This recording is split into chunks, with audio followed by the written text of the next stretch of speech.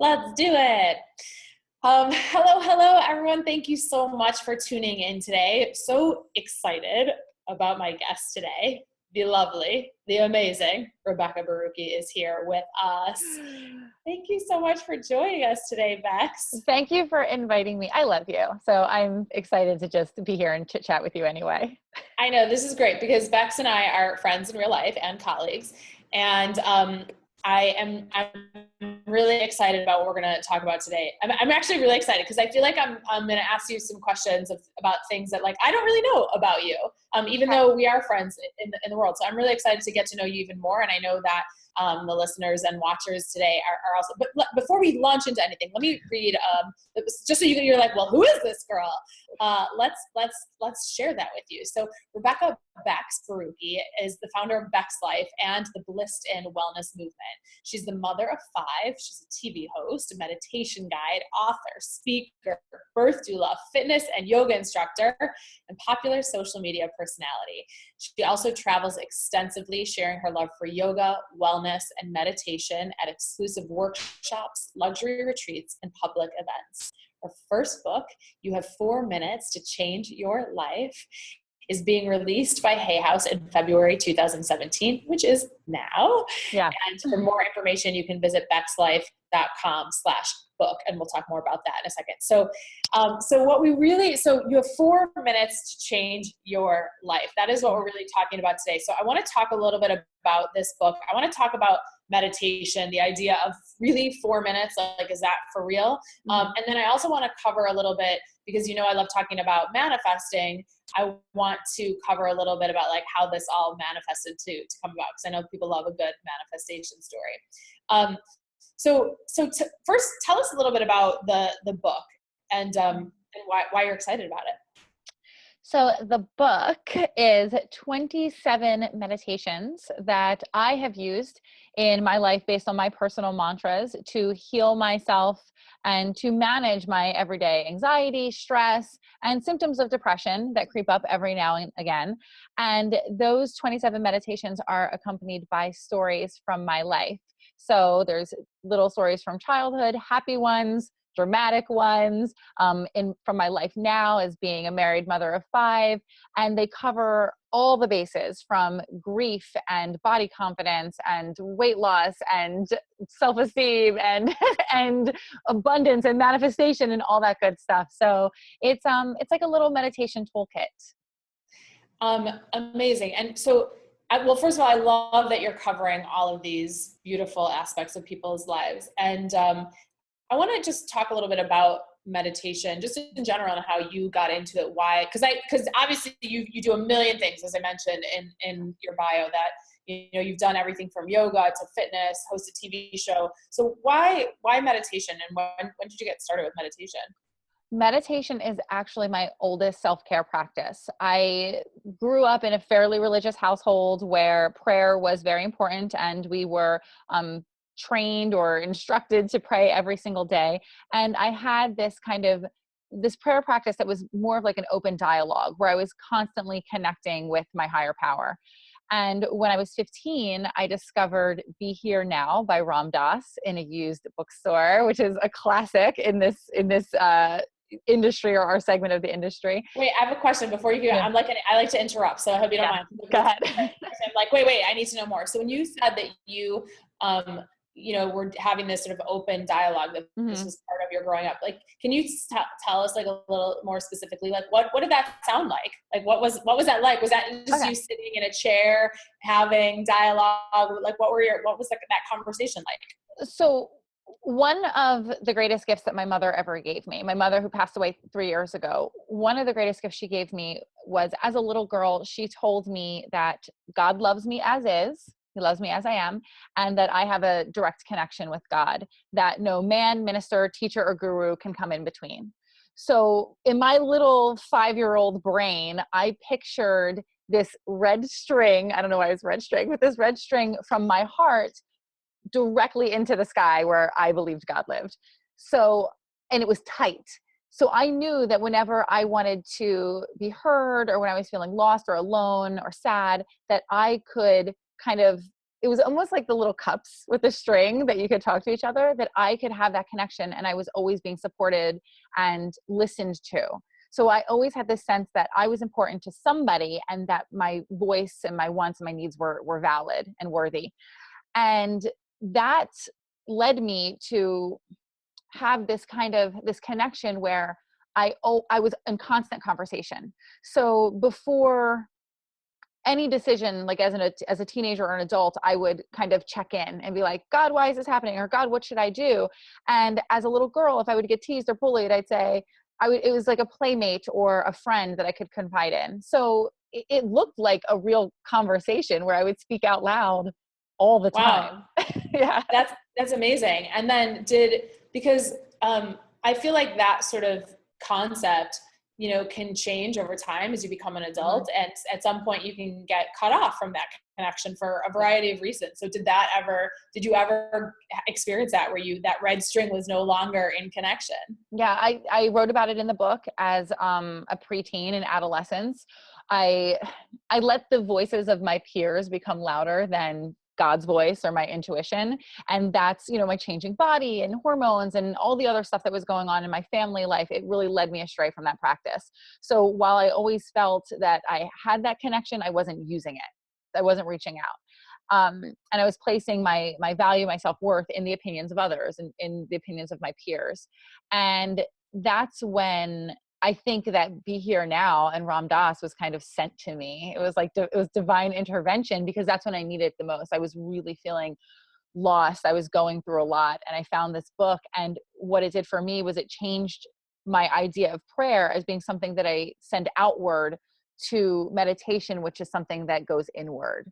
And while I was connecting to myself, I also felt like I was connecting to that piece of me that was connected to my outside source. So tell us a little bit more about what you mean by the difference between sort of prayer and meditation. So you describe prayer as sort of your connection outward, and meditation as your connection inward. So how do they look different to you? I think that prayer is a type of meditation. I think meditation can be a lot of different things. It could be movement. It could be concentrating on a thought. It could be connecting with yourself. Prayer for me is a communication with source, with the universe, with God, whatever you want to call it. And it's more about me having a conversation, getting answers to questions that I don't have, maybe asking for favors, maybe asking for blessings or grace, where meditation is just about connection. However you get to it, just connect. And that's what I advocate for. Every single day, people should be connecting with themselves. And so it's interesting that you ended up choosing to write a book around meditation versus prayer. Was there any thought in the process that was like, ooh, prayer or meditation? And why did you move towards meditation? Because I wanted it to be for everybody. And I know that when you say the word prayer, obviously there's all this connotation around religion and spirituality, and for good reason. And I don't want my method to be exclusive. I want to reach as many people as I can, because I think that the people who really need it aren't being reached, because they have these ideas around who should meditate or what it looks like. So for me, meditation is easy. It's something that you can do many times a day. It's something that's for everyone, because I believe happiness and peace are for everyone. So that's my message. That's why it's meditation. And that's why it's 4 minutes. Yeah. Well, I want to talk about the 4 minutes, but I love that idea that, because I get asked that a lot too, or you'll get people of certain religious backgrounds that are like, oh, I don't know if I can say these mantras because they don't match with my religion, which is totally understandable.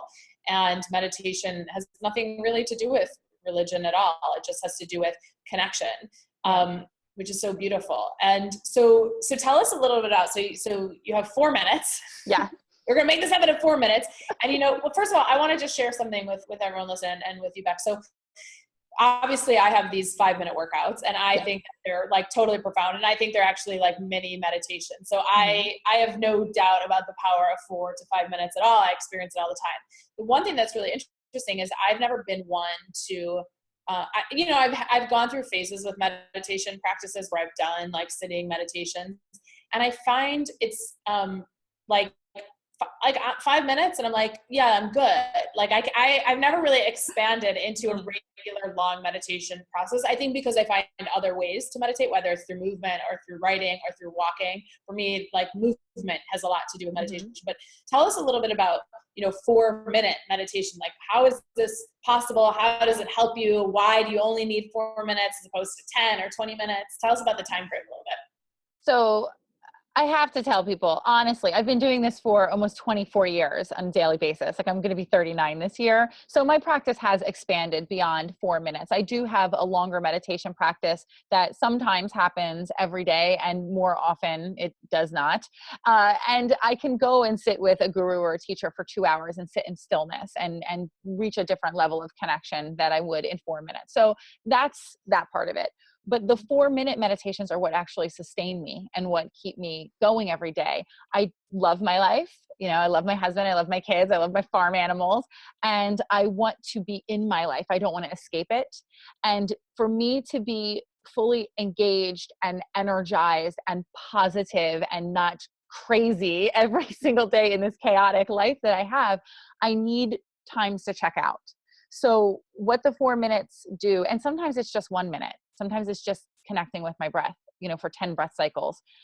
They allow me to transition from activity to activity with ease and without a feeling of bringing tension or baggage from the last thing. So I might go grocery shopping, and that's like hell because it's crazy. And I shop for 7 people, and then I'm coming home, and before I enter my house and get back on social media and whatever, I sit in my driveway for 4 minutes and I ask myself, how are you feeling right now? And all right, you're about to go into a crazy house. How do you want to show up?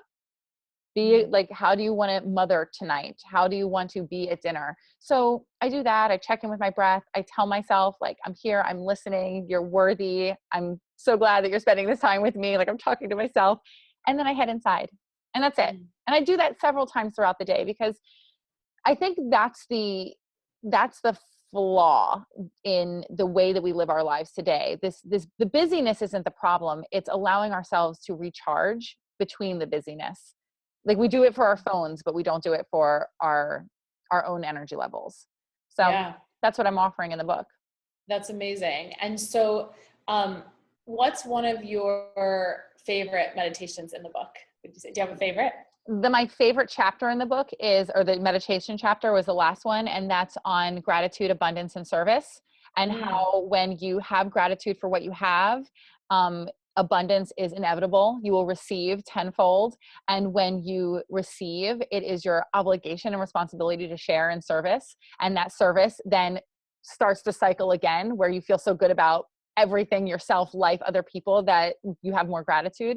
So it's like this circle that just expands and expands and expands and expands. And it's how I practice everything in life. This idea of like, I'm just so grateful for what I have. I welcome more, and I love to give anything extra that I have. I love to give away. Right. Oh, that's so beautiful. That's so beautiful. One thing that I really love too about this book is, there are books out there obviously that have, like every chapter is like one little meditation or whatever. But what I really love, and I think that you guys listening are going to really love, is the stories that you share, Bex, because I think that stories really give us something to anchor into and something to relate to. And you have a really big life, and you don't have, it hasn't been like this just easy life. Like, you've really created a beautiful life for yourself. And I think that through reading these stories, you're going to understand and identify the parts of your life that you struggle with as well. And I think it will help you as the reader to connect more deeply to the meditation, as opposed to it just being this like, here's a meditation for you to just think about. And you don't really know, like, well, how does this connect to my life, my very specific life? And you have a big and a very busy life. So I think people are really going to relate to you as a mom, as a working mom, as an entrepreneur. I want to ask you a little bit about, I know that you write about this a lot and you talk about this a lot on social media. And it's something that I also, talk about and experience in my own life is anxiety and depression, and sort of how they manifest in your life and how you deal with them. So, and I sort of I would say, my feelings around this topic have evolved over time. And I think there was a time that I really believed like that they could be gotten completely and totally gotten rid of. Mhm. And now I think they are incredibly informative, and they ebb and flow. And I certainly have tools to help me through those times, but they don't ever completely and totally disappear, I would say. Mhm. So tell me a little bit about your experience with anxiety and depression.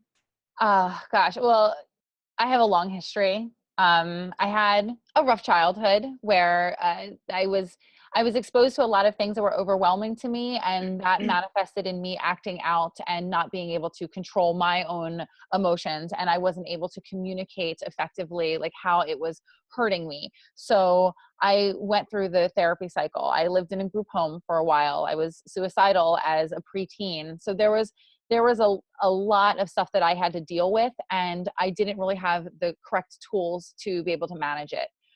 Because I think that all of us were looking for a cure. My parents wanted to cure me. My therapist wanted to cure me. When I realized that I wasn't someone to fix, and that these parts of me were informing me, that my anxiety was something that was teaching me something and trying to communicate something, it's this idea of allowing that allowed me to really create a life that I love. And it created a relationship with myself where I could say I love myself. So I'm a pretty high strung person, and I can be aggressive. And I think that we are so well matched in that way, because like I see myself in you a lot, and I'm like, I like that girl. She's like aggressive and type A. And I'm so not type A. okay. You're type E. You're a whole new category. So I have I have this idea or this feeling that, my anxiety is here to serve me, and I don't want to get rid of it, but it has to be managed because I have to be able to live my life and be a good mom and show up for work. So this meditation practice of mine is really about teaching myself to allow, to accept what is, to accept myself as I am, to love me as God loves me as is, and to say, okay, you have this thing that you have to deal with, but it doesn't make you broken. It doesn't make you less beautiful. It doesn't make you less worthy. So like, how are we going to get through today? Like, what are the steps we could take? So sometimes my meditations look like a lot of list making and a lot of planning.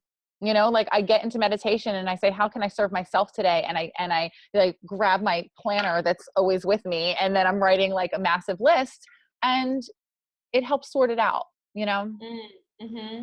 I love that. I love that you look at it, that your anxiety is there not to necessarily just to push down and dampen and completely get rid of, but to let it inform you and not let it overtake you. So learning how to manage it. And one thing that I love about you and your message and everything that you do is I think so much of it, and just from knowing you over time, so much of it has been, you work incredibly hard and you take a ton of action, but I feel like a lot of it is really based around letting yourself just become more of yourself. Mm-hmm. And that so much of the action that you take and that things that you talk about is really simply about removing blocks that are in the way of you being your best self. So it never feels like you're forcing or trying to make something happen with yourself. And I don't think that's what you teach people. I think what you're really trying to teach people, what you do so beautifully, is you teach people how to really connect to their enoughness. Yeah. And I think that's really the only work that we need to do in this life so much. I think we just need to continue to connect with our enoughness, and that we are made in God's image, and that we are perfect as we are. And obviously we need to keep growing and learning and expanding along the way. And I think you do that so beautifully in all of your message on social media, where you can find her. She's awesome on both Instagram and Facebook. And obviously so much through this book. I think every chapter in this book will help you to connect even more so to your enoughness. And really, I really, really believe there's no greater work that we can do in our lifetime. Because when you feel that way, then you actually want to take action, then you actually want to put yourself out there, then you want to try new things, and you want to take new risks. And so I want to talk a little bit quickly before we go about manifesting, because I know you're a big manifester. Obviously, I love manifesting as well, and I have Magical Manifestors, of course. And I love the process of manifesting. I think it's so cool and it's so magical. So tell us a little bit. So this book even was an amazing, beautiful manifestation. Tell us a little bit about like where the seed of the idea came from, and then how it finally came to be a book, because this is great for those of you listening who are doing some crazy important manifesting as well. Originally, this book was a little bit different. It was going to be a straight up memoir. And because I was dealing with some stuff in my life, and I was dealing with trying to kind of exorcise a little bit of pain, and I wanted to tell my story. But after I lost both my parents in 2013, and I kind of had this reorganization of thoughts and of soul purpose and all of that. I decided that this book would serve so much better. So I wanted to put in the meditations that healed me and continue to heal me and help me grow. Huge fan of Hay House, went to all the conferences. The first one, I took my name badge and I wrote published author underneath it, and I put it on my inspiration board above my desk. And that's how I manifest. I put things that I want, my biggest desires, right in front of me so that I can see them every day. So it helps me, just like meditation, to remove distraction, because I get you see the shiny object. I'm like, I want to do that and I want to do this. And you spread yourself so thin that you aren't really bringing anything towards you, because you're not focused, because your words, your actions aren't leading to that place. So I create this bubble of inspiration around me. I have objects that inspire me, words that inspire me, people like you and my friends and colleagues in this business that inspire me. And every single day I remind myself that's where I want to be, that's who I want to be. And then before taking action, before entering into a relationship or signing a contract or whatever, I ask myself, how does this serve that idea? And a lot of times I found myself before saying yes to things that weren't in service to what I wanted to manifest. So getting organized with those thoughts, it was an easy yes or no every single time. So the manifestation is like, yes, I'm getting blessings from the universe and all that good stuff, but it's really me showing up for myself and what I desire.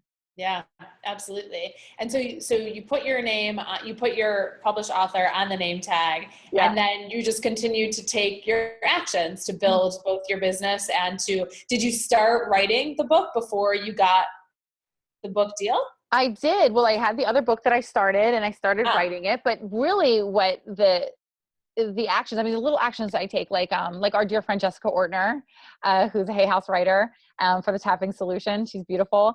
I went to Hay House and I found her brother, and then I found her, and I was like, this girl's amazing. And then I went to your class, and then there she was, and then she's sitting next to me, and you introduced us. And so you're like one of my book angels. And I became fast friends with Jessica. And it wasn't even me, seeking opportunity. It was just showing up and talking about my book and talking about what I planned to do. And I had no book deal or anything close to that. And she said, let me help you with that, because she saw it and believed in it. So another part of manifesting for me is continue to speak your dreams out loud to anyone who will listen, because people really do at their core want to help and want to be part of your big thing. So allow for the help. Yeah, I love that. And I think with, in regards to asking for help, I'm curious, I just have one more question about that, because this is something I always sort of struggle with. And I know people who are working and manifesting, I think it's so important that I find you have to, how formed do you like to have your vision be before you ask for help? Or do you feel like you can sort of ask for help while you're still forming a vision? Does that make sense? Yeah. Well, you know me, I don't even ask for advice at all. I do the whole thing, and I'm like, so what do you think? Do you love it? So I'm there. But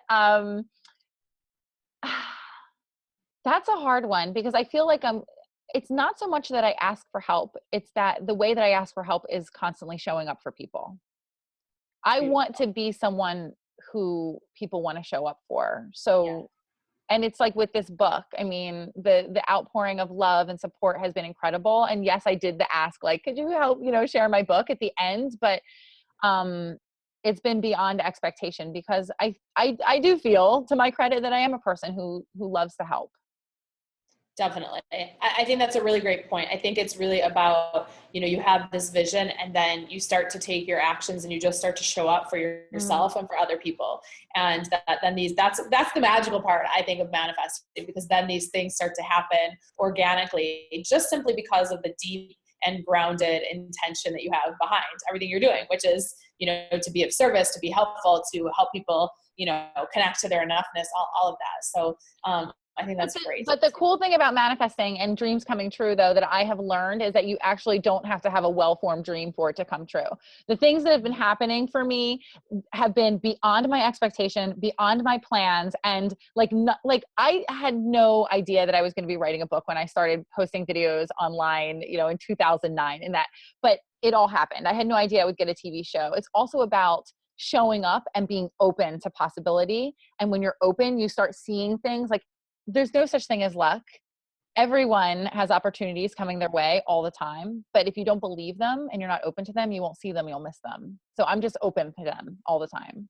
Yep. I think that's absolutely the key, and that we all have all the resources that we could possibly need right now at our fingertips to take the very next step towards whatever it is we want. We don't need, you know, if we want to get to Z, we don't need to know B, C, D. We just need to know A and B. And then we go from A to B, and then we go from B to C. And I really do believe it's about taking one step at a time, which is what you're so good at, is really just taking action one step at a time. So this is great. I'm so excited about this book. Everyone, you not only need to get it, but this is what I love about this book, is this is a book that you need to get for like your best friend and for your daughter and maybe for your mom, because it's a great gift book. And it's just a great read. And there's going to be meditations that stand out to you. And then there's going to be different ones that stand out to your best friend or to your mom. And so you guys can compare notes, but this is definitely a book that's not just for you, but it's a good gift book. You'll see it like in all stores where like best gift item of the year. So we'll have some links underneath this video, and there's some great bonuses too that you're giving. When you buy the book, you submit the receipt and you get a bunch. I mean, and the thing is too, is like Bex is always create. If there's anyone that I know who creates more stuff like so fast, that's so good quality, it's Bex. So you want to know her, you want to be in her circle, because she's always giving these like incredible gifts that you're always like, oh my God, that was like amazing. That little like message that I really needed. You want her in your circle of angels. So this is fantastic. I'm so proud of you, and I'm so excited for you. And thank you so much. You guys can get all the information about the book right beneath this video, and check her out on all the social medias. All the links will be right below. Thanks, Bex. Thank you. I'm so grateful for you. Mwah. Congratulations.